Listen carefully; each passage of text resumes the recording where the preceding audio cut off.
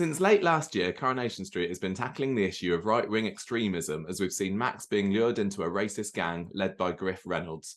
Griff may be behind bars where he belongs now, but the actor behind him, Michael Condron, is here with me today to talk about his time on the cobbles. Michael, thank you for joining me. Thank you very much for asking. Lovely having you. How are you doing? Yeah, I'm good. I'm off today, so I'm back in Belfast at the moment. And all good, all chilled. Good, good. Now, before we start, I think there might be one or two people listening who are a bit taken aback by that Belfast accent there, Michael. So well done for being able to pull the wool over so many of our eyes with Griff's voice. Yeah, thanks. There's quite a lot of people. Julia Golden was the very first scene that I ever filmed. Mm-hmm. It was outside Roy's Rolls, and we walked down to the set, and we were just chatting. Myself, Julia, Georgia, and Martin, and we were just chatting about different bits and pieces. Obviously, I was pretty nervous, and then we had the rehearsal, and then I started talking in the character of Griff, and we stopped the rehearsal, and Julia, who is brilliant, it was very funny. She was just like, as soon as you started talking there, I got really confused, and then she went, "Oh yeah," and then I remembered you're an actor. But what had actually happened was, a lot of people have asked me about that, and a lot of the crew and stuff asked me about that, and they really helped me. The crew were incredible, to be honest with you, between takes and if it was anything that I was struggling with, and everybody that I worked with who was from Manchester was fantastic. But I went to university in Northern Ireland, and one of the guys who I lived with while I was at university was from Stockport, and I slightly picked it up from there. I've always had an ear for accents, to be totally honest with you. But living with him, and I would have given him a bit of grief and vice versa, and we would have had a bit of a laugh about it. And that's where I kind of picked it up. And again, really weirdly, it's just serendipity. I don't know. I don't know how things work in life. I just find the whole process really strange, from a universal point of view. But when I was a kid, I was obsessed with Cannon and Ball. Oh yeah. I'm 45, and when I was a kid, I loved Bobby Ball. I loved that slapstick comedy, which is really my background, to be honest with you, comedy. And and when I was a kid growing up, Rock On Tommy and things like that, and his catchphrases. And I was asked this is the serendipity. Last year, when I first joined Coronation Street, I was asked to present an award at the Northern Ireland Spirit Awards, and which is for people who work in the community and need to be recognised for working hard in the community. And one of the other presenters and who I got to present with was Tommy Cannon. And after all of those years, and I would never really be this type of person. I would never really go up to somebody, and that's even when I was working on Coronation Street, I would never really do it because I know it's just a job, not just a job, but it is a job. Yeah. And I had to go up to him, and I don't think he realized the importance of it, but I just said to him, like, I have lived with Coronation Street and an iconic TV show. I have lived a dream, and you have no idea that started from when I was a kid. And here I am, 35, 40 years later, presenting an award with you. And I just find that really, really weird. So that's where I picked it up as a kid, the accent, I think. And then, as I said, I lived with a guy from Stockport, and who I was talking to yesterday. I talk to him once a week, generally about football. And just to confuse things further, you were born in Canada, weren't you? Yeah, there's another mix. Yeah, my mum and dad moved there in 75, I think, 1975. Yeah. Obviously Northern Ireland at the time, I've said this in other interviews, but Northern Ireland at the time obviously was quite politically divisive at the time. Yeah. My mum and dad just felt that they wanted to sort of move and try something different, and then they got homesick.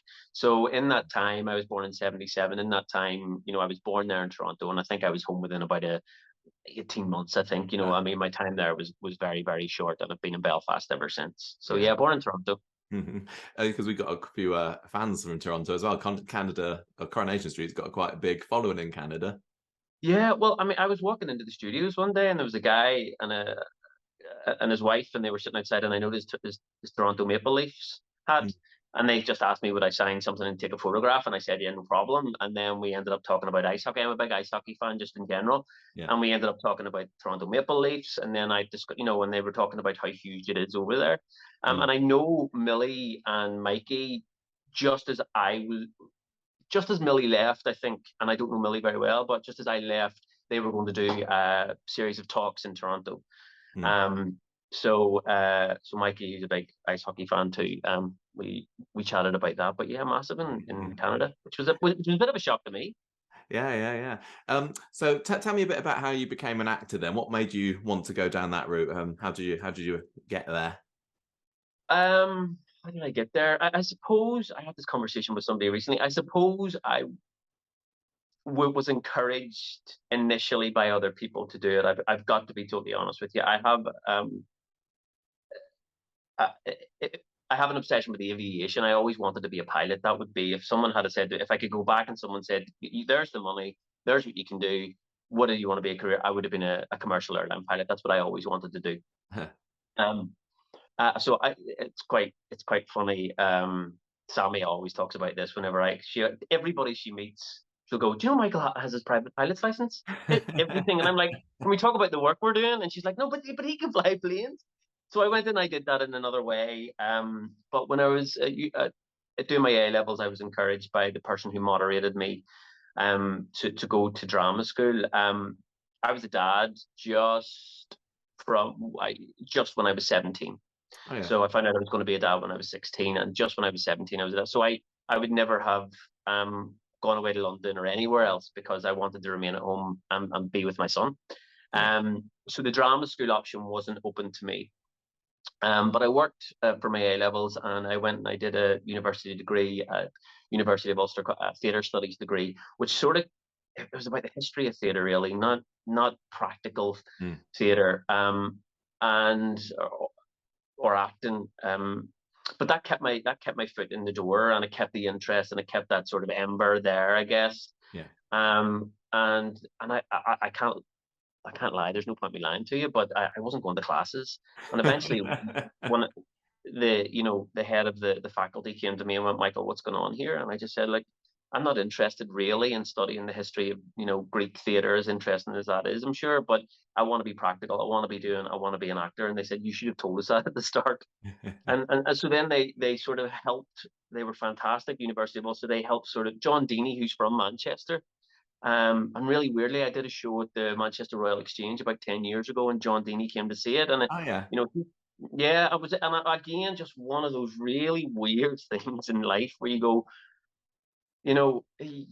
I'm sitting here talking to you about, an iconic show, and I go, with all of these things, Steve Jobs, and my friends always laugh at me saying that Steve Jobs talking about the dots connecting backwards, not forwards. And I go, all of these things fell into place. This is my view on it. And so University of Ulster really sort of kept me sort of interested in it. And then I worked in a shoe shop for 3 years. I couldn't get any work. Yeah. But again, and I'm not going to really bore you with the story, but I met a guy at a talk 3 years previous who was a director, Carl Wallace, at a theatre company called Kibosh. And I told him while I was at university what I wanted to do. And 3 years later, he came back to me and offered me an audition. And then I got that audition. And from there, I just saw that as an opportunity to invite people to come and see my work. And hope that they liked it, and if they did, then to audition more. And once you're on that wheel, and it's hard to talk about this and talk about yourself without sounding egotistical, which I'm really not. But you go, if I believe that my work is good enough, and I believe that people come and see it, and then they like it, then they'll want to see me more. And I have that belief in my own work that people will hopefully do that. Not everybody, I'm sure, but I just think that I have enough to keep people interested and ask them to see me for other things. And then it just grew and grew and grew, and you go to more auditions, and more people get to know you. The net starts getting cast wide, and that's it really. And then you got to just try and find what works out there and audition and just keep going and going and going. So I didn't go down the drama school route, what a lot of people do, but I just thought learn on my feet. I think is equally as viable. Yeah. Now we've talked about Coronation Street being an iconic show. Is this a show that you'd seen much of before you went for the role of Griff? Oh, absolutely. Yeah. I mean, absolutely. Again, when I was a kid, you know, there were three channels. I mean, I remember Channel 4 being launched, Mm, so there were three channels, and a staple for us growing up was Coronation Street. A really. sta- and a lot of people laugh on set about this at me, but you have to remember I come from Northern Ireland, and I'm not, not pleading poverty, but I didn't really travel outside of Northern Ireland very Mm, much. We weren't in a position to do that, my family. So watching Coronation Street, being from Northern Ireland, and people laugh at me when I use this word. It was exotic. mm, It was a different world. yeah. Not only in the context of a drama, in the context of geography, it Mm, was a different world for me. England existed, a different place outside of Belfast existed, and it was an insight into another world for me. mm, So there was that aspect to it. And then, iconic characters, Jack and Vera, and Beth, and it's just, you know, it was iconic for us growing up, and that was a staple for us to sit around as a family to watch it. And we sat around as a family to watch it, and we are a very close family, my mom, my dad, and my sister. And it, like, I don't want to sentimentalize it too much, to be honest with you, but it reminds me of happy times with my family. That's what I yeah. associate with it too. It's not just a drama, a soap opera. It's about it's iconic for me because of family. Mm, And that's what makes it, I think, so popular, is the fact that you do delve into other people's families. It's a little bit of, voyeurism, no, absolutely. and Yeah. you're looking in, behind the doors when somebody else's door is closed. But that's why it is iconic for me. A variety of things, but geography wise, it was a big thing for me. It was a world away. I mean, Mm, there were other things as well going on at the time. I mean, we would have watched, Dynasty and things like that, and yeah. Dallas, all of these things. It just seemed, for me as a kid, and I mean, we will go on to talk about my time on Coronation Street, but it seemed to me as a kid that these were unachievable things, that they were places I was never going to see, that I was never going to visit, that they Mm, were somehow beyond my life. yeah. Yeah. And Coronation Street, as much as that is seems, yeah, but a bit over the top maybe for some people. It is true. I only can answer your question. It was otherworldly for me. So, I mean, did you? Is it right that you stayed living in Belfast while you were on Corrie? So, despite that big commute, I mean, it must have been an easy Mm. decision. It sounds like. It was a very, very easy decision. I mean, I absolutely, again, I'm not playing to the gallery here. I adore Manchester. Mm, I worked there at the Royal Exchange. I can't remember which year. I can't remember. 12, 13 years ago. And in a show called Mirandolina, Matthew Kelly, Gwendolyn Christie, Game of mm. Thrones, Ian Bartholomew Yeah. as well. Barty was in it. Yeah. Yeah. Again, I keep going back to this, all these really weird things. I worked with Gwen. I met Gwen one night on Game of Thrones. Hmm. All these strange things happen. And I loved my time. That was my first time living in Manchester. And this is the true story. In May of last year, Hmm. now this is what I went to see a football match, is all I'm going to say, and I flew into Manchester to get a train to go and watch a football match somewhere else. I'm not saying any more than that. And I was coming out of Oxford Road train station on the train. Again, everybody's doing the maths here, going what direction was the train going, um, and I had noticed, at Deansgate there, at the bottom of Deansgate, there are all the new sort of tall buildings, Yeah. which Yeah. I weren't know what there, you mean. whenever I was here about 10, 12 years ago.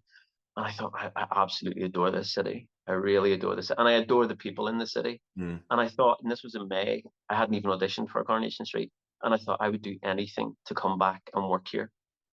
And 4 weeks later, I had the audition for Coronation Street, and That's you fate. know, it is, and I adore the city. I have to say, I adore Salford. Yeah. Um, I really do, and I think to myself, and when I got it,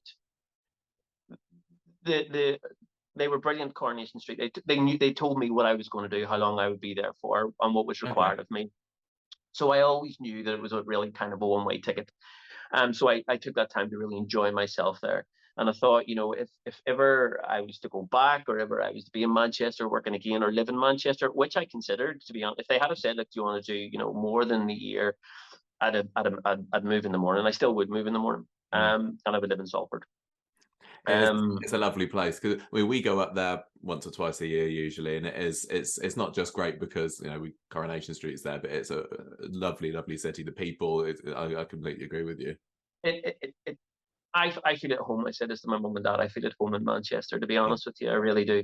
And yeah, I think that's because people make you feel at home. yeah. I just love the city. I love being in the city, going out in the city, just everything about it, which was so important. So the commute for me, to be totally honest with you, it just became a financial thing for me, because I'm not going to go to the ins and outs of it. Sometimes it suited me to be in Belfast more than it did to be in Manchester. But if I had my choice, it probably would have been in Manchester more. Yeah, yeah. So you said when you went for the part of Griff, you knew what it was going to be and what it would all entail. Because for viewers, it took us a few months to realize just how sinister Griff was going to be. But you knew it all right from the start, did you? I knew it all from the start. Yeah. The producers, Ian and Verity, were brilliant throughout. Everybody was brilliant throughout it, and they just gave me the detail. And like anybody else, everybody who auditioned for it, the details were given, and I knew what the storyline was going to be. And they just said, the audition, and my agent just said that you need to be comfortable with this. Mm. And I mean, I was comfortable with doing it. It's a job. I've played lots of different characters, and it obviously is a character. So I was happy to do it.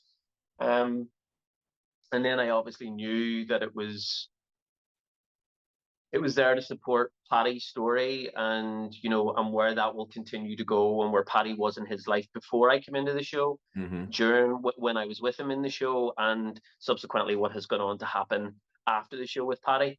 Um, so I was aware of that, and I was aware of the content that was coming up. Yeah. Yeah. Was your audition for it online? Because they often, I hear they do a lot of online auditions these days. No, mine was just a self tape, to be honest with you. Oh yeah. So I sent through the self tape, and I've got to be honest with you, I'd kind of forgotten about it, because I think it had been like 2 weeks since I heard anything. And Yeah. sometimes as an actor, I mean, you send tapes away and you go, I've nailed that. And I thought, yeah, I'm really not that you've nailed it, but you're happy with it. Maybe nailed it is in our world isn't, but you're happy with the job that you have Yeah. done. And I sent it away, and I went, I'm happy with that job, and I felt I looked right. I just felt this is a true story, and I promise you, I got the audition email through from my agents in London, and I could take you to where I opened it. And I thought, this is before I taped, before I read a script, and this is going to sound a bit egotistical. And I went, I'm going to be in Coronation Street. I hadn't read the script, and something in myself knew that I was going to do it. I just knew I was going to do Yeah. it. And when I taped and I looked at the tape, I went, I'm going to be in Coronation Street. And I had to keep reminding myself that there was probably maybe 20 or 30 other guys in there going for it. But I Hmm. was just so sure of it. And I've never really been like that ever in my life. So I was a little bit shocked whenever, after about 2 weeks, I hadn't heard anything. Because I thought, gosh, I thought I did a good one. I thought I did enough for a recall, at least, or Yeah. a meeting with Ian and Verity, for a chat. And then I was sitting having a coffee in Botanic Avenue in Belfast with a friend of mine, actually talking about a project I'm working on writing. And my phone went, and it was my agent, and he just said, uh, Coronation Street want you to, go and play Griff. And I was like, brilliant. This was on a Wednesday. And I went, right, brilliant. When does it start? And they want you to be in Manchester on Tuesday. I was like, right, okay. So then the panic set in. Yeah, I Um, bet. and then I just had to get all my ducks in a row. So it was about 2 weeks. So I sent a self tape, and that was it. So what was your first day on set like then? Was there anyone in particular you were particularly excited or nervous about meeting? I think I've been around the business a long time, and I think what I'd done in those days in the lead up to it was to prepare myself for the fact that I would be nervous, and all of the things that we just talked about, what it meant to me. I processed that, and just went, I have to go and do a job now, and that emotion that I feel about it personally has to be set to one side, because I am there to do a job. And part of my job, and part of every actor's job, is to be able to control nerves. I guess it's not easy, and it doesn't really happen that often, but the attempt is there. So I was obviously nervous going into my first day. And at the Christmas party, and I am going to reiterate this if he watches it, the first person that I saw was Martin in the green room, and he was the only person sitting in the green room. And I told him this, and it sounds a bit over the top again. I'm only answering the question and he gave me a smile and shook my hand. And in that moment, I thought, I'm going to be okay. And he hadn't said a word. And that sounds really misty-eyed and all of that. And it's not because it was business-like for me at that time. And then I met Claire, or Georgia, and Julia, and we sat in the green room, and I said to them all, you know, I was so blessed that it was those three people, because I couldn't have had a better three people to start what was a nerve-wracking situation for me, and to keep me right, and to walk me down to the set, and then when I got down there, I just have to do my job, and I can remember just going, do your job, you know, you're here for a reason, and do what I'd probably been practicing for about 2 hours the night before in the hotel room, and know my lines, hit the marks. You know, I had also sort of been aware, you know, you hear this story about soap opera moving very, very quickly. So I was aware that that was probably going to happen. And obviously with other shows and experience and working on things like Game of Thrones and stuff like that, you know, I know the business side of it. I know that you have to be professional. I know that you have to hit your marks. I know that time is money. I know that they have a lot to do, and that really, if I was nervous, as difficult as this sounds, that they are not there to look after just me. They have their job to do, and I'm aware of that. And I approach it like that. I go, I know I have my job to do. But I was nervous. Yeah, I mean, of course, I think I wouldn't be human if I wasn't. But I was blessed with the three people that I went down with, and you know, and particularly, you know, Martin and Claire. You know, honestly, you know, I speak to Claire every few weeks. We text each other. You know, she is an incredible person, you know, and I'm glad. I said this to a friend of mine a few weeks ago. I am genuinely glad that I made you meet people in your life that you go, and it could be fleeting, but you go, that's a friend of mine, and she will be a friend of mine, and Martin is the same, because obviously then you know, I started working less and less with Julia, and Julia obviously had other things going on in her personal life at the time. And you know, and then all of the stuff. Chris Gascoigne, again, incredible, you know, incredible actor, incredible man, great crack. And then Paddy the Bever, as I like to call him, as I've christened him, because he is the opposite of being a diva. I work with the best team of people on it, and the lads who Carl Blakely, Scott Anson, and Luke Delaney were the boys who were sort of in the group with me as well. I honestly blessed. So how did you feel about the way that Griff was brought into the street then? Because we knew there was something dodgy about him from the start, but it took a few months before we realized, you know, just exactly what it was. Did you enjoy that mystery? Yeah, well, obviously knowing what was to come, I think, you know, people were going, what's going on with this character? I think there was a confusion at the start, and they couldn't figure out where he sat. And obviously with Spider's history, you know, and the environmentalism and sitting up trees with Emily, you know, all of that history was there. And I was kind of glad at the start people thought that that's what it was about, but I knew it was laying the foundations. And I think the remit that I was sort of given from the producers and the directors initially was part of that story, which obviously the audience won't know, is a part of my remit, and what I wanted to do as an actor was to be seem like a nice guy. Yeah. Because that's how these guys operate.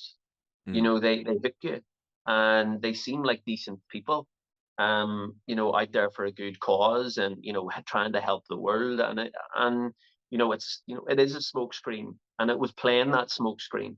Mm. And a lot of people going, I don't understand why this character's here and what he's doing and why he's talking about that. And the reality is, you fell for the smoke screen. Yeah, exactly. You didn't understand it. So some people are going, well, he shouldn't be there because of this. And I've read social media going, why is he here? And he shouldn't be here. And oh, not another one. And you're going, you are falling for this. You just Yeah, don't see it. exactly. Yeah. You I mean, know? looking back, there were some clues because we saw Griff leading that protest at the outside the factory against Yeah, Nadim Atala, and we're led yeah, to believe at the time it's because of his unethical, anti-environmental work practices. But then looking back at it now, it's like, was it to do with the color of his skin? absolutely. Well, that I knew that's what it was about. Mm. And there were other moments in it where seeds were being sown, Yeah. and little comments were being passed here and there. We don't like your sort. Your sort's not welcome around Mm. these around the street. Those little comments were passed to other people as well. And those were the first seeds of where and in fairness, again, some people started to tune into that, and some people go. I can remember reading someone saying to me, well, that could be deemed as a bit of a racist comment. And I know where it's going. They Yeah. don't, and obviously I won't tell them where it's going because I'm not going to give that away. And I'm going, yeah, you're on the money because that's where it's going to go. And you were right to pick up on that comment. Mm. So I think initially my remit was to remember Jason Wingard, one of the directors, and we were doing a scene in Roy's Rolls, and he Mm. was like, remember, affable, nice guy. That's all we want here. We don't want any indication of where this is going to go. Yeah. And that's certainly how I wanted to start that sort of journey. I wanted to start him, as a nice guy, as I have been asked to do, but it was about where I pitched that at the start. And I was delighted when people were going, why is he here? Because I'm going, you're falling for the smokescreen. Yeah, I mean, did you think that Griff was interested in the environment at all, or was that just all a front? Personally, the decision I made as an actor was that was all a front. Mm. I don't know whether the writers and the producers, if they were sitting around the table with me here, would agree with me, but the journey that I wanted to make, that was the decision I made, that it was a front. And I've got, you have to make decisions and pull the trigger quickly. And that was the decision that I made. Going into it, knowing the remit that they had asked me to do, I had the scripts. They give you, I'm sure you know this, but they would maybe give you 8 scripts, so everything's done in the blocks. Yeah. I don't know if any. Yeah, so you got your block of 8 scripts. So I'm reading well ahead about what's happening and where it's going to go.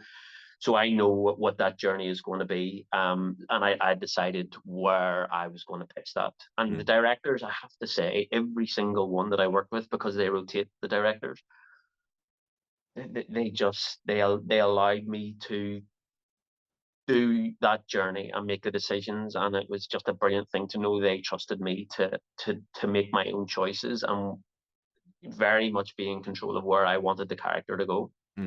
I suppose the time when the mask really slipped for Griff as a character was during that speech at the community centre, which started kind of seemingly innocent enough, but then just turned into this analogy for anti-immigration, didn't it? Tell me what you remember about that particular scene, because that one always stands out for me.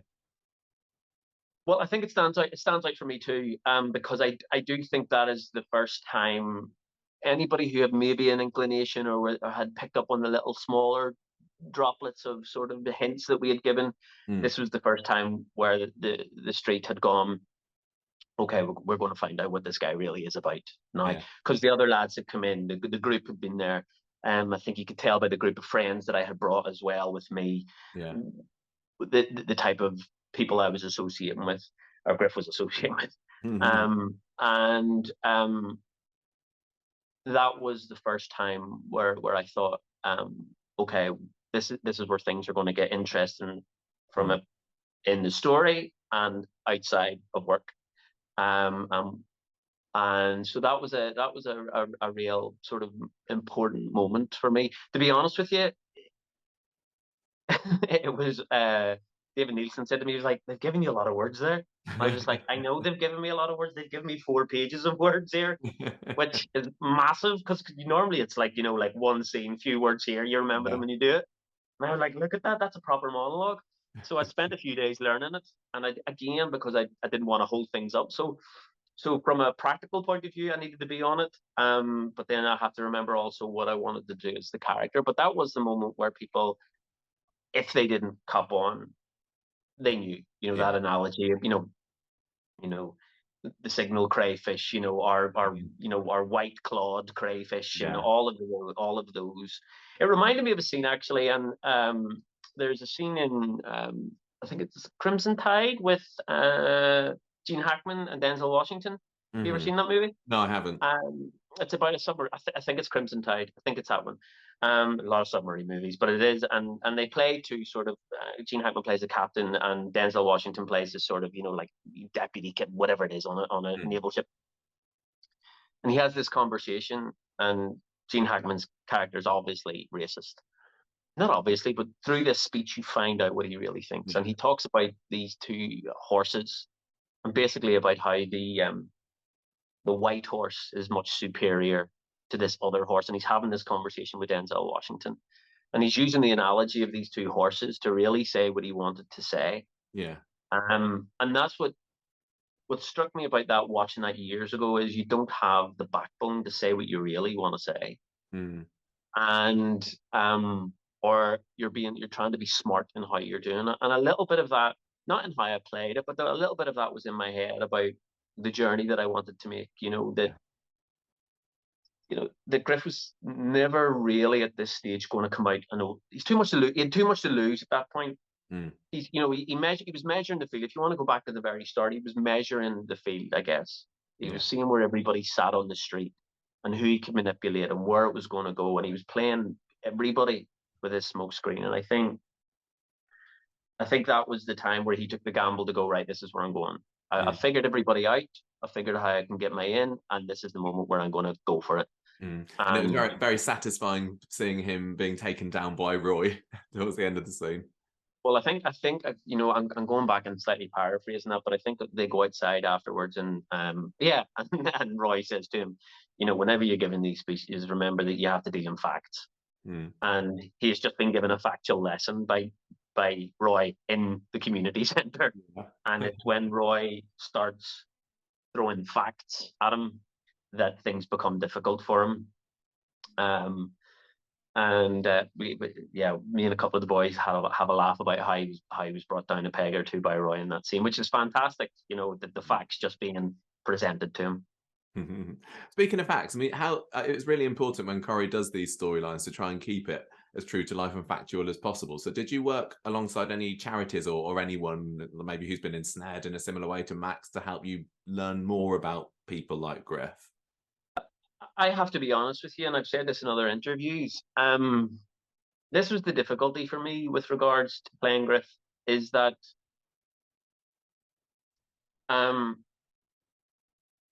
it wasn't for me as Michael to have a view as to whether anything Griff says is right or wrong.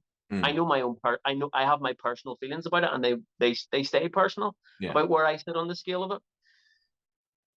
But I have to say there are a lot of people who I've met who agree with what he says, and he has an opinion, and my remit that I gave myself was to go in and present a three-dimensional character for people to make up their own minds. So I didn't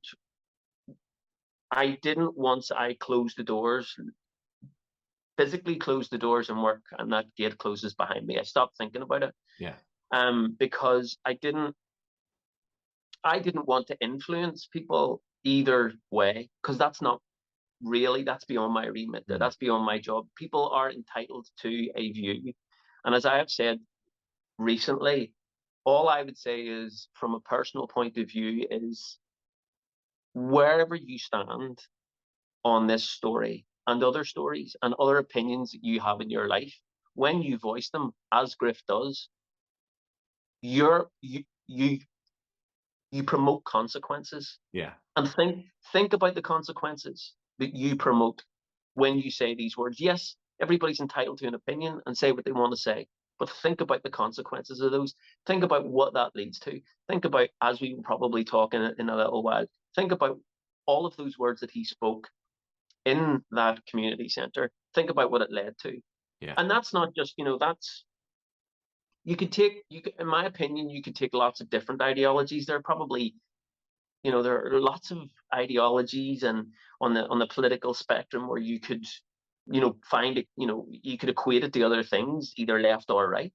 And you go, and I'm aware of that. So I didn't want to, and that was part of the reason why I wanted to create Griff as a person, as opposed to an ideology. His ideology existed, but I wanted to create a person as well. So I didn't, in answer to your question, sorry, it's a long-winded way of going about it. I didn't, because I felt that would be influence and decisions that I would maybe make as an actor. And it would take me down a road of being anti-Griff or pro-Griff, whatever. And I just wanted to create a character in the show professionally and keep my personal thoughts about it personal. And obviously, the team at Coronation Street worked with me really well to support me in that story. They were incredible at helping me through that story. And at times there were things that I said that weren't easy to say. And there are particular scenes that I find difficult to do. The scene with Darian Twana in the park was difficult. And Twana's an amazing actor, and an amazing lad. I love him to bits. He's class. And when we were filming that scene, again, in answer to your question, would I probably at some point, we'll sit down and go, like, just think about words and actions and consequences. Because when we filmed that scene, and we were actually recording on it. I mean, maybe the director who was ever on that will probably kill me for going, you should be thinking about work, nothing else. But as we were filming that, and we follow him into the gardens. And we surround him in the gardens. But as we were filming that, we were walking across the cobbles. And it's just the way Twana, this is going to sound really weird, but it was just the way Twana walked into the gardens. And I just thought, there are kids his age, 15, 16. I think he's a bit older than that now. I think he's 18. But 15, 16 is the character being played. Who face this day in, day out. And not just from a racial point of view, but from bullying. Kids are being bullied. And, if you take the racial element aside of it, that this is someone being beat up in a park. From its basis level. He's a kid being beat up in a park. And I remember thinking, this happens. This is a reflection of what is happening. And I find that difficult to do and to be part of, based on how we were dressed, and he was on his own. And I come from a place where that was really our lives, day and daily. It was a little bit of an insight into my own life about things that people here have faced. So that's why it was kind of personally difficult for me, because it continues everywhere. For whatever reason, for sexuality, your race, what height, whatever somebody can try and find a inverted commas problem with, they will do it. And I think that in a wider context needs to be addressed. And I hope that me playing this makes people aware of what they say, what they do in a wider context, no matter what your ideology is and what your discrimination is about. Think about that, because it has consequences. So do you find it difficult to switch off from playing a villain at the end of the day? Because I mean, I've spoken to other Corrie villains like Conor McIntyre, who played Phelan, and it can take you to some really dark places, can't it? Yes. Inside the gates, as I just, I'd said to you about Twana, and I knew what the storyline was going to be, and I knew what I was preparing myself for. And I had made a conscious decision. This is just the way my brain works, but just to this is going to sound really strange, but once I could physically hear the door click behind me, I was out. I was gone from that place. In my head, that place. I was going, right. Okay, I leave that in there. I don't take that with me. That's a professional work, and I'm outside now and I'm going to take a nice walk down Salford Quays and go for a coffee, and and do things like things I would come out sometimes and I would just take a walk around the gallery. Even I'd seen it a good few times, but I would have gone to the Lowry and stuff like that, and had a look at some of the work in there, just because it's nice and quiet, and obviously it's a very busy atmosphere in Coronation Street. So sometimes if I had a few hours or whatever in the afternoon, I would come out there and just sit in there. It's nice and quiet, sit in the gallery and stuff like that, and just try and switch off from work, not necessarily switch off from the story, because in one of the final scenes that I did, I mean, and we've talked about the creation of this character Griff and where he was at the start and what his motives and stuff were. And in trying to create that three-dimensional character, it's difficult. This is what's difficult for me. My whole life creating characters, I become attached to them, and there are certain characters in my life that I've loved playing and this again sounds over the top, but I got to be honest, that I've struggled to let go because I go, oh, because it's not me, and I go, oh, that person who never really existed anyway is now gone. And this is something that I always sort of make myself feel a little bit better, because I think to myself, the nice characters, I think, well, at least I created it and I get to take that character with me. And they'll always be there. That character will always be there. And I have to say, I would be lying if I can take the politics totally out of it, remove the politics out of this, please, for anybody listening. There is an element of me that was sad to stop playing Griff. Yeah, of course.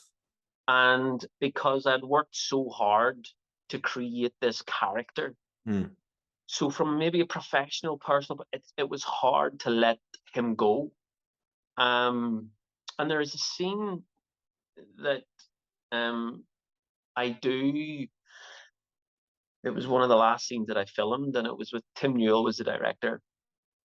And it's, you probably not remembered, but he goes to the Platts and he sends Lauren away because it's his final throw of the dice, and he tries to get Max on his own to convince him one last time. And he's sitting on the settee, and it's a brilliant shot actually that Tim has done, and I'm in the foreground and Paddy's sitting on the stairs in the back. And he has this heart-to-heart with Paddy. Sorry, Max. And I asked Tim, and Tim just went, do what you need to do in this. And I just said to Tim, it's the first time you saw Griff as, for me, a human. And I wanted that, as difficult as that was, knowing the background of things that he had done. I wanted to present a side of Griff that maybe that cannot even see in himself what he's saying, and that there is a human in there, because I think you need to provide that human element to it. Otherwise, you need to be three-dimensional as a character. Totally. Otherwise, it just becomes a stock body character and twirly mustache villain, and that's not what I wanted to do. I wanted to present this person as a real person, and I said to Tim, and I still, and I can be honest with you, I don't know the answer to this question. As Michael, as Griff, I've never answered my own question, and that is, how does he feel about Max? Yeah. I can't answer that question. I've never been able to answer that question for and I don't know what that speech is, because he says we're kindred spirits. That's the line, we're kindred spirits, me and you, and you're the future, I'm the past, and I looked after you whenever your family didn't care for you. I was there for you. I took you in. They ignored you. And you go, is that a manipulation? Yeah, exactly. Does he really feel that he did it because he liked Max as a kid and wanted, Griff lives on his own, as you saw from his flat. He doesn't have a family. He doesn't have a son.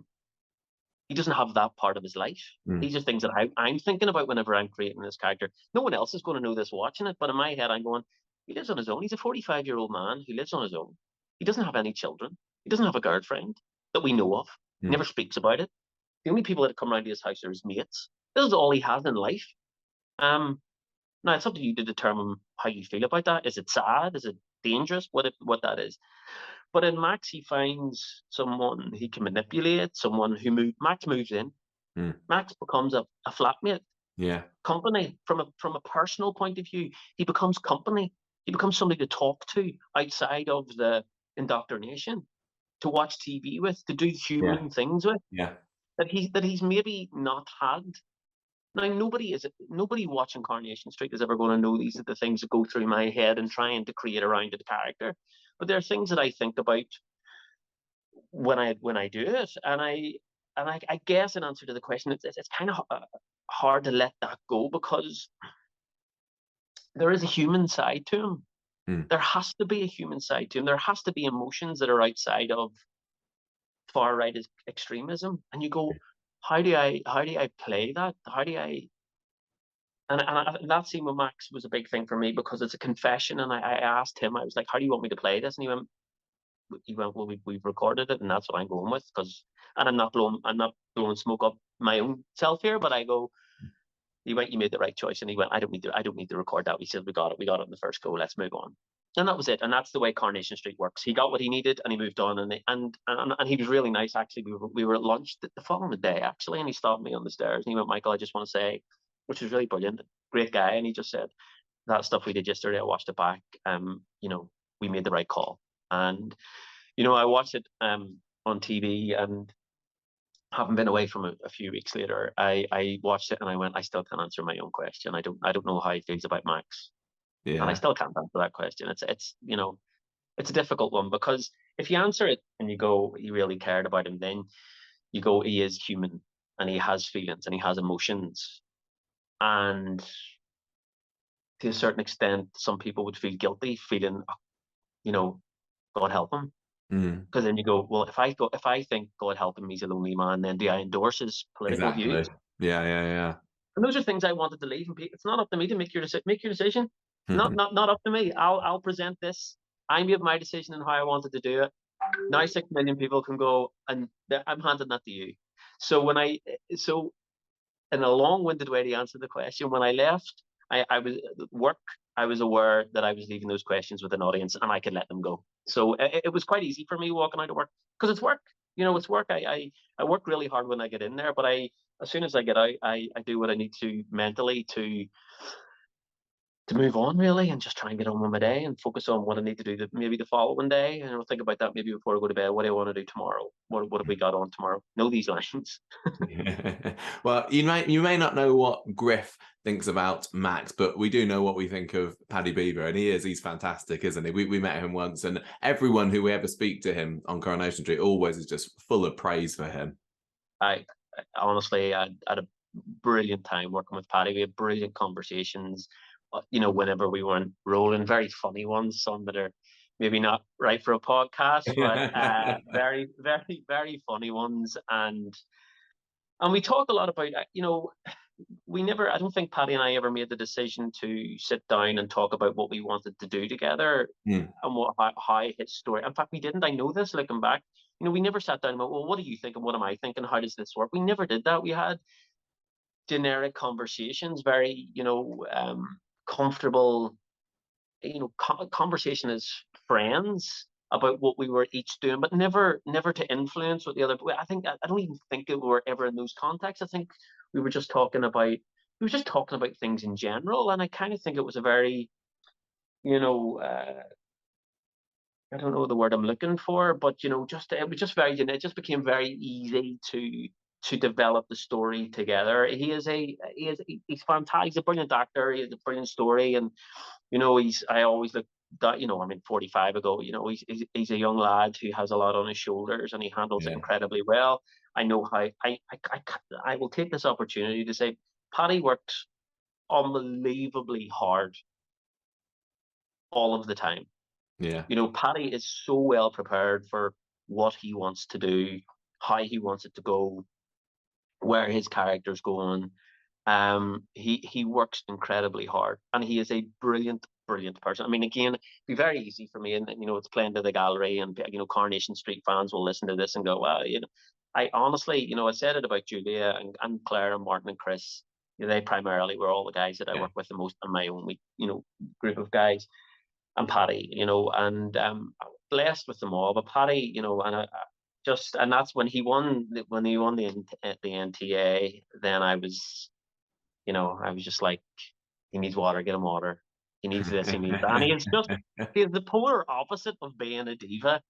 Um, so and everybody was so delighted for him, They you were. know, when he came in, everybody was so delighted for him, and I was delighted for. I mean, I only got to work with him very briefly. Obviously, everybody's worked with him a long Mm. time, and they will continue to work with a long time. So I'm sure it was great for Jack and Julia to see that as well, because obviously they've been on that journey with him as well, and Mm. you know Jack as well. I mean, we did some great stuff at the end, and brilliant, brilliant. There's a brilliant scene actually that we did, and David comes round to Griff's flat to tell Max, do this all the time, tell Max that he loves him, Yeah, I and remember. that he may not be his biological father, but he loves him. Mm. And we did that scene, and Griff's sitting in the background in the kitchen listening to it, and it was brilliant for Michael Condron to watch that. And we were recording, and as we were recording, I'm not saying anything, and I was looking at Jack, and I was going, "That's brilliant." And you can, and I just brilliant.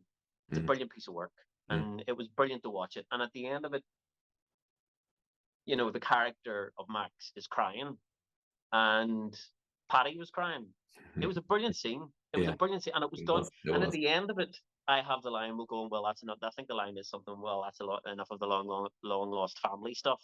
And Griff, being Griff, rips the carpet from underneath what has Yeah. been a brilliant scene.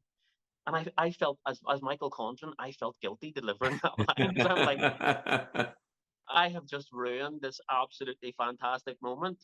And again, that's what it's there for, you know. But you know, I can remember watching that and going, from Jack's point of view, that was a brilliant piece of work. Mm. So you know, Max, Paddy, you know, with Julie as well, who's brilliant. You know, he's in going forward in that story, and going forward in Paddy's career. He's working with people who around him who are really brilliant at what they Absolutely. do. Yeah, Brilliant at what totally they do. agree. Yeah. Another Griff and Max moment that I wanted to touch on a bit was the camping trip that you took him on. How Yeah, was all that like? I mean, it must have been pretty freezing. cold. It was freezing. Um, uh, it was good. It was good to get out of the studios. It was good to go and do Yeah. something in a location. Some very, very funny moments. This is a really funny moment. So we're filming, uh, and I can't remember the name of this place. Somewhere in Cheshire. Mm. Absolutely beautiful, near the Welsh border. It's incredible. About an hour and a half outside Manchester. An Yeah. hour outside Manchester. Um, but it's an estate, and on the estate there are like hundreds of cows, and we were filming. So the explosion happens, and Paddy's on the ground after the car has, and all of these cows start ruining continuity. They all start like creeping into the, like, one by one by one. So like, it was so obvious. Like in the start there was none, then there was two, and then there was 200, and we were like, we can't do this, because it just keeps changing. So they've got. Thankfully, I'm in Belfast, so I think I remember his name, Dave, the head security guy, Mm. and they got him into a field to try and chase the 200 cows out of the field. It is one of the funniest things I have. And all of the crew were watching them, and they were going, "You need to get them like miles away." And he was by the end of it, he was walking with this bucket of feed in this field, like 300 yards away, with 200 cows surrounding him, thinking they were getting fed. So we could get so we could get this shot, and he was not amused. He kept on going, "There's cow everywhere here," and it was really funny. But it was good. It was good. It was really good. It was very cold, and obviously, again, it was the, pardon the pun, the explosive part of the story. Yeah. Well, Where and a preview of what would come a couple of weeks later with the explosion, you know, in the market and stuff. exactly, yeah, yeah. I mean, obviously they were gearing up for that and practicing that, and I, from a character point of view, I was aware that that moment literally again, this is a bit of a pun, but it was the moment when the wheels started to fall off. You know, this was the moment where it had peaked, I guess, for him. And I think when you look back on the story, if you were to, everything starts to go downhill from there for him. He loses it then. When that explodes, he loses it, because Spider's obviously aware of everything that's going on. They're thinking over my house.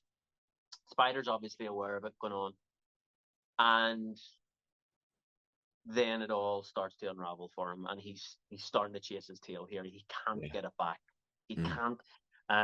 He obviously doesn't know about Spider at this point, but then, you know, then it all just goes downhill to the point of no return, where you know, he has that final scene with Max going, "This is my last throw of the dice to emotionally blackmail this lad, because it's gone. I've lost it," and that was the moment. So, there was a funny moment in that where he had never lost his cool ever. I had made that choice to never lose his cool. He never shouts at people. You know, I had made that choice to never shout at people, and there was a strange moment in that where I shouted at Spider, and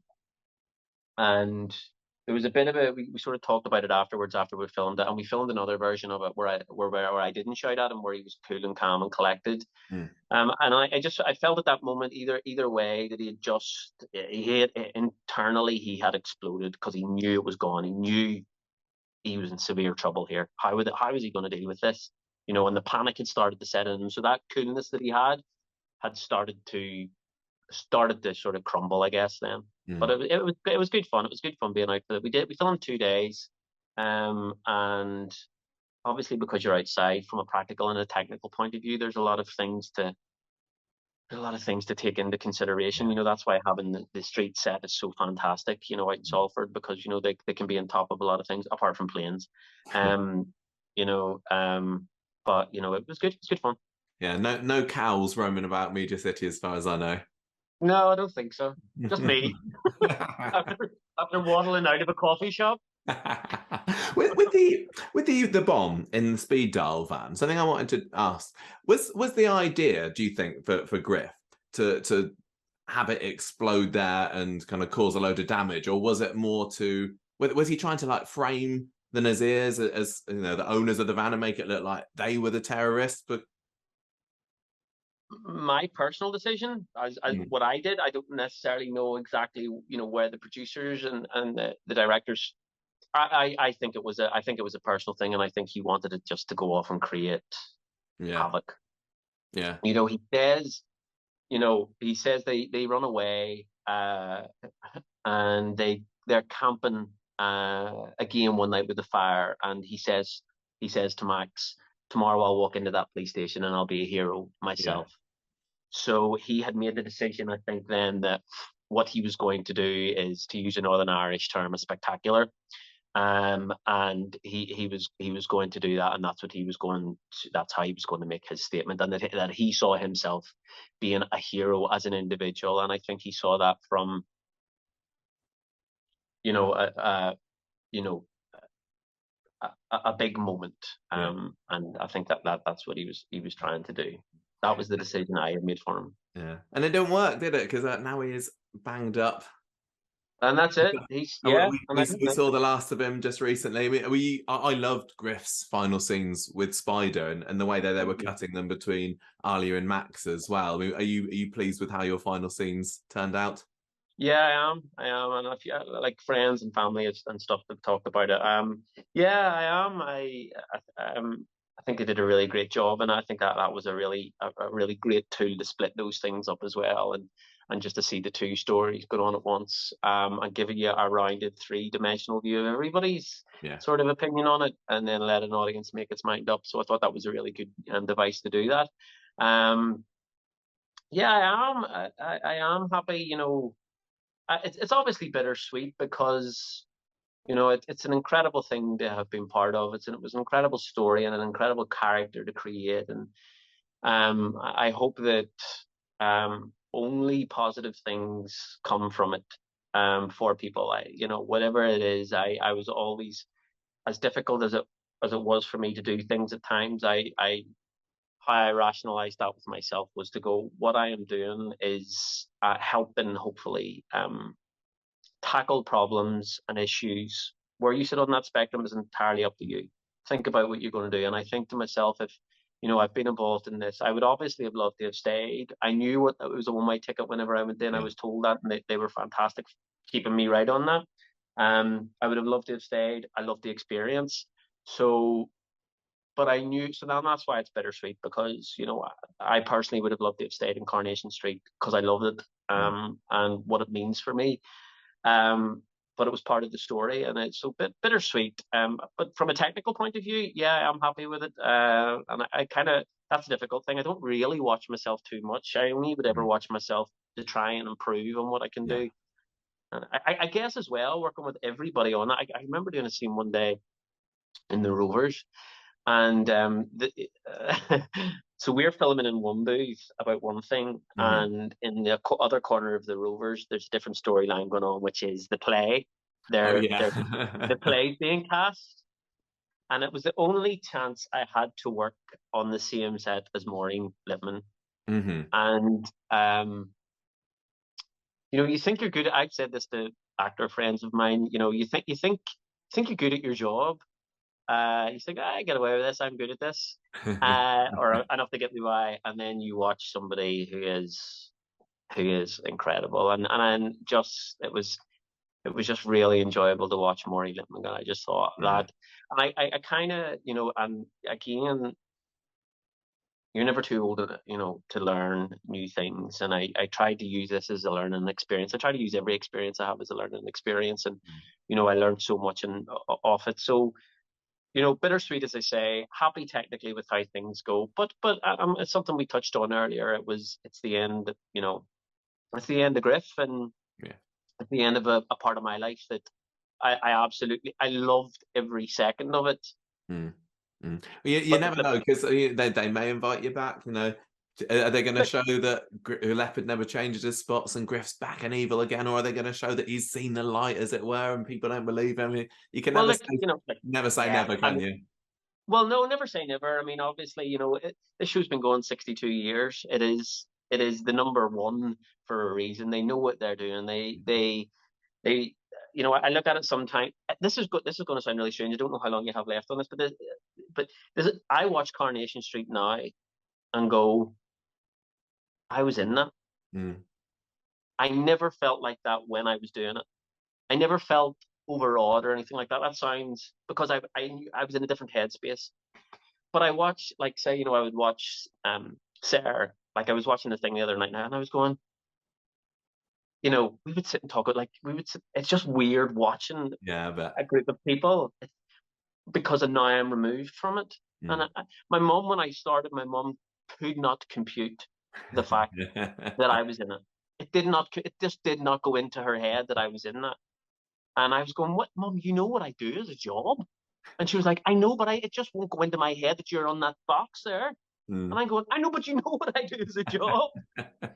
And then I was like, that's nuts, Mum. That just doesn't compute with me that you think like that. And lo and behold, I was sitting watching it the other night and going, I understand what my mum meant, because it doesn't compute in my head that I was in that. Weird. It's a weird thing. Yeah. Well, look, just before we go, I must talk about another big show that you were in, Game of Thrones. So I loved that when it was on, and lots of people may remember you in the role of Bowen Marsh, first steward of the Night's Watch. So what was it like to be part of that, another cultural phenomenon? Yeah, again, an incredible thing. Size and scale probably is what struck me. This is what struck me about that. Again, I try to go in and be as professional as I can. I mean, it happened on Coronation Street as well. Sorry, there's a little bit of a parallel. The first time that I ever saw the Rovers, and I walked past the Rovers on my own, and I was like, and I was walking down to do my first scene, and I walked down Coronation Street with nobody else on it, just me on my own. And I wanted the world to stop, because I wanted to go, does nobody understand the enormity of this for me? But they're too busy working. And people are getting on with their lives. And I'm standing outside the Rovers going, I watched this as a kid, and I am here. And I cannot believe that I am here. And then you very quickly have to go, right, get rid of that feeling, go and do your job. Yeah. And the only other really experience that I've had of that, where there was a real light shine moment, was in Castle Black, which is a huge, big, set. Mm. And we were doing a scene, and it was the night. I think you've watched it all. Oh yeah. That Sorry, we may go into Game of Thrones spoilers territory here, especially with what happens to you in the end. Yeah. Well, it's in the night where Mance is burned on the pyre. Do you remember that? Yes. And Jon Snow shoots him with an arrow so he doesn't burn alive. Yeah. We were filming that, and there's a huge crew, huge operation, obviously, on this. And we went in, and it was a cast rehearsal. Mm-hmm. So they cleared all of the castle, and this was at 2:00 in the morning. It was a night shoot. They cleared all of the castle, all of the crew, everybody outside, and they closed the gates, of the big gates. They closed.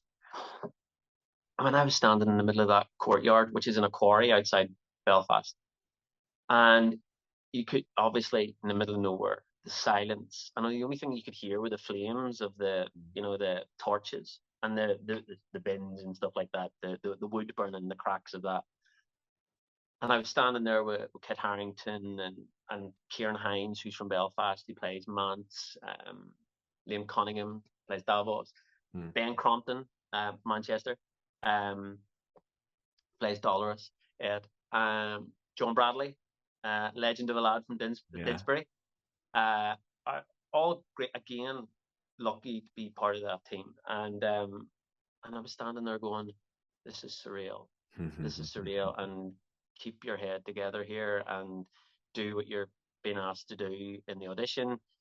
So going in and doing that. So I, at those two moments, standing outside the Rovers and standing inside Castle Black on my own, or in Game of Thrones with a couple of people, going, this is surreal for me to be doing this, because they are both iconic shows, and I'm blessed they've done them both. Yeah, but incredible experience.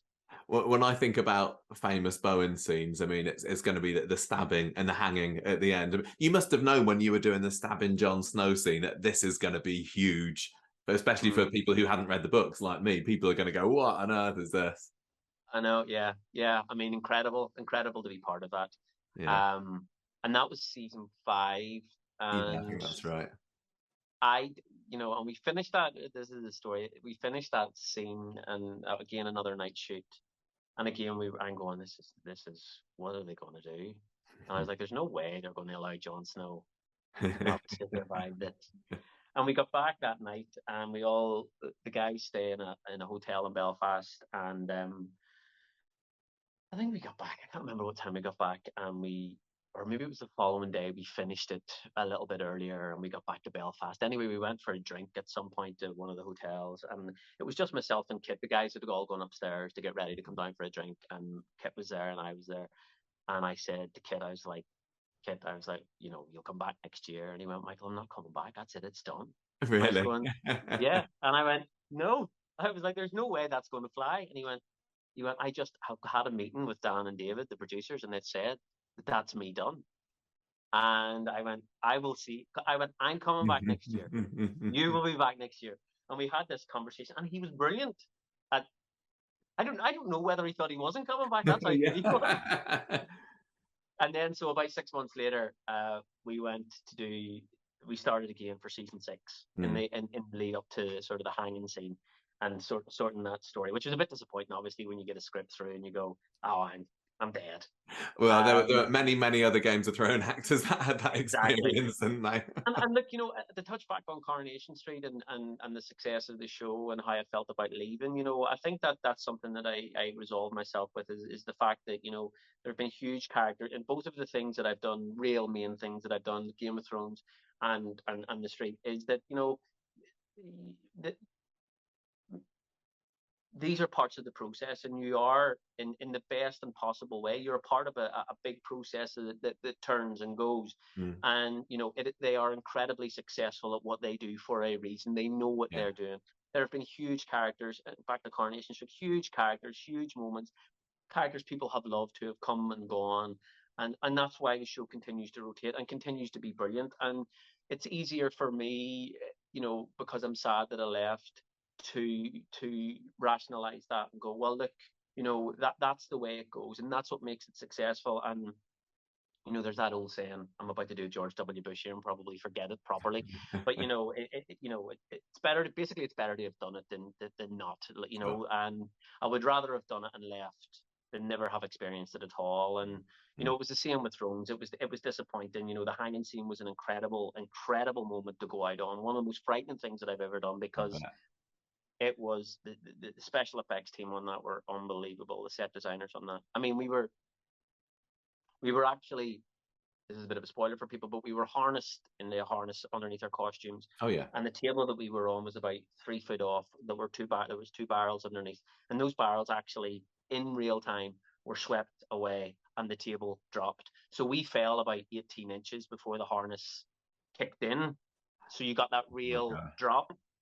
It must have been terrifying. You know, the health and safety is there, but just for that second.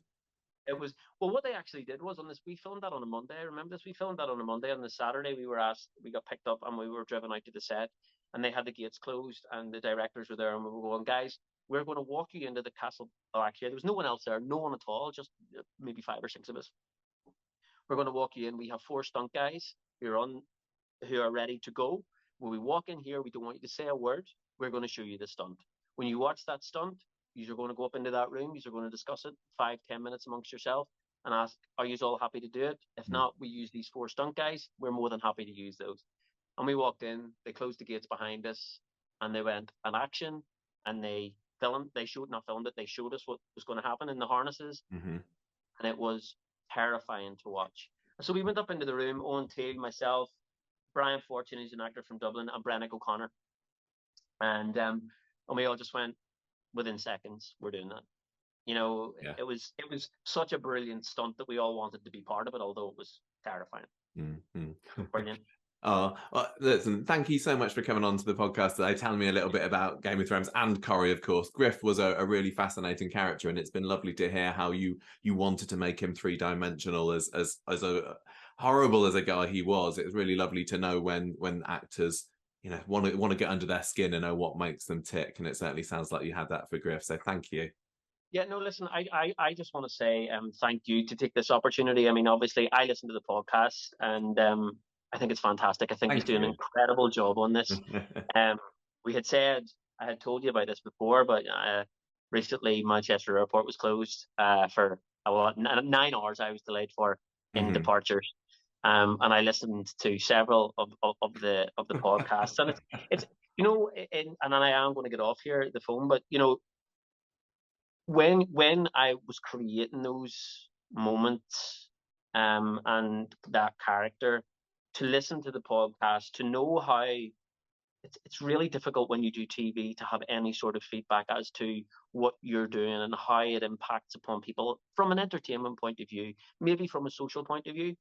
It's hard to know, because you film and I close that gate and I try not to think about it, because I try to get on with my own life and watch football, and it's difficult to gauge that. And when you listen to podcasts and you understand that these characters, this show, that what it means to people, and that you're part of that, and listening to the podcast genuinely, truly makes me feel part of that. That people want to invest their time, and it was the same in fairness with Thrones and the impact that what you do. And it's a good thing for me, because I love my job, I love what I do, and I loved my time on Coronation Street. I genuinely loved every moment of it, and I miss it desperately. But I always think to myself, well, at least, you know, I've experienced it, and that the people went along with that journey with me, and they had some view on it. So, you know, congratulations to you guys, and thank you very much to anyone who voted for me being the baddie. Yeah, you got the wrong on the award, didn't you?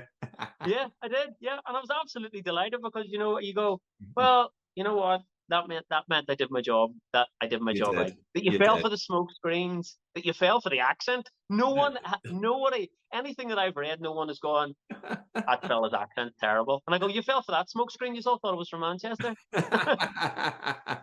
Well, or now somewhere we in the know. northwest. Now we know the truth. I'm going to let you go. Thank you again, Michael. It's been lovely speaking to you. Thank you.